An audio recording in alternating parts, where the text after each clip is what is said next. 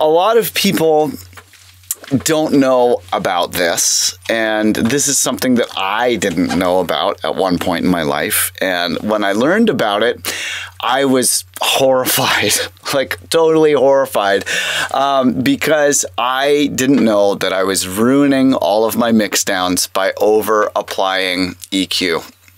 So if you do this and you didn't know this, don't feel bad about it, okay? This is not something that's easily learned on YouTube. Most of the time, you don't really hear about this. You don't really hear people mention this, and it's just not talked about, but it's very, very important. And we're going to go through a little bit today about why EQ is ruining your shit. So we have a saw wave where we have a harmonic series that starts with a fundamental at 264 hertz, and then the second harmonic is an octave above that at 525 hertz, and then fifth above that is the third harmonic, and that is at 796, and so on up the harmonic series, including both even and odd harmonics, because it is a saw wave. So what if I want to get rid of this? Like, you can see that there's this low level noise here. It's at like, you know, minus 42 to it's probably minus 46 dB-ish across the low end. And I want this low end for my sub. So even though there's not a whole lot going on down there, I still want that gone, right? Because you should put EQs. You should put EQs to take the low end out, right? That's what they say, is you should do that.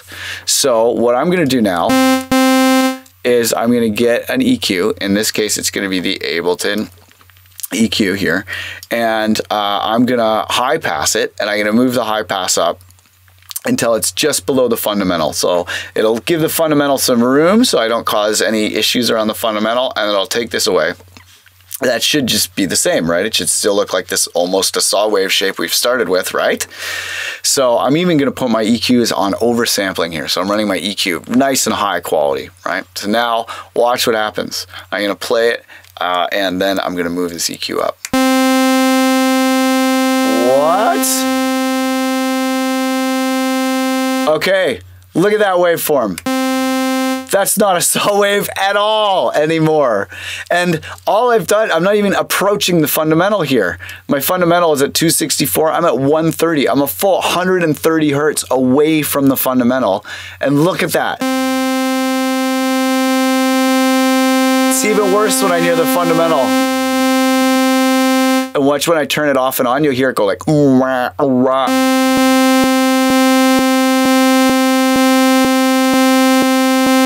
Wow, that sucks, right? So that's what EQs and filters are doing to your sound waves all the time. Anytime you use an EQ, anytime you use a filter, that's happening. The only exception to that is if you were to, for example, take a linear phase EQ. So I'm going to take FabFilter Pro Q3, which is, in my opinion, the best EQ. And I'm going to do the same thing. I'll set it to 24 decibel cut, and then I'm going to slowly sweep it up. So similar problem. It's not quite as bad as the Ableton one.